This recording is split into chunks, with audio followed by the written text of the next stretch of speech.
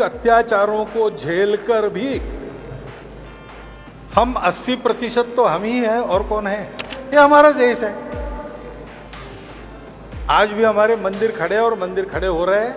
अगर समाप्त तो होना होता हमको तो पिछले 1000 सालों में हम हो जाते, ऐसा नहीं हुआ।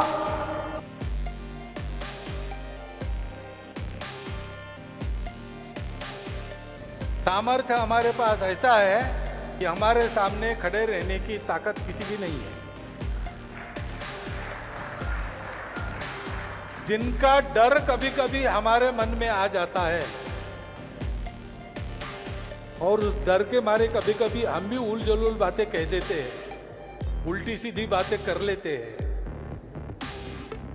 उन्होंने तो बहुत प्रयास किया। अगर समाप्त तो होना होता हमको तो पिछले 1000 सालों में हम हो जाते, ऐसा नहीं हुआ। जो हमको नष्ट करने तुले थे उनके पैर खोखले हो रहे और हम तो वैसे के वैसे हैं। आज भी 5000 साल पुराना सनातन धार्मिक जीवन जो भारत का विभिन्न पंथ संप्रदायों से सुसज्जित सुशोभित आज भी यहां देखने को मिलता है, वैसा का वैसा देखने को मिलता है।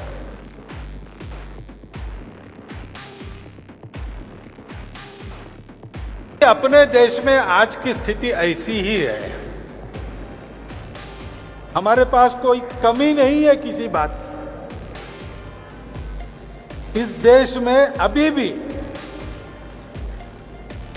लगभग 1000 साल विधर्मियों के आक्रमण को,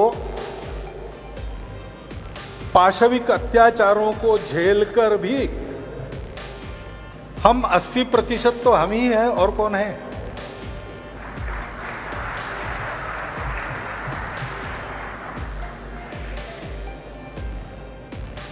इस देश के शासन को चलाने वाले, इस देश के राजनीतिक दलों को चलाने वाले अधिकांश लोग तो हिंदू ही है, और कौन है?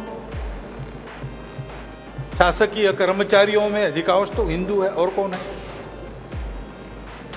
क्या नहीं है हमारे पास इस देश में? ये हमारा देश है।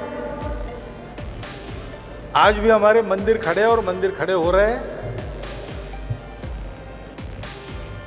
हमारी परंपरा ने हमको जो सिखाया है वो शाश्वत है।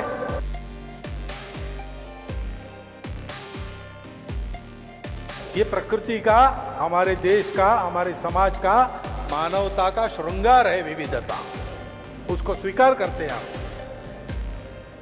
और इसलिए हमारे यहां इतनी भाषा, जाति, प्रांत हम भेद नहीं करेंगे। ये सब मेरे अपने हैं और मेरा भला करते समय मैं इन सब के भलाई की सोचूंगा और इनके साथ मेरा व्यवहार हमेशा अपनापन का होगा।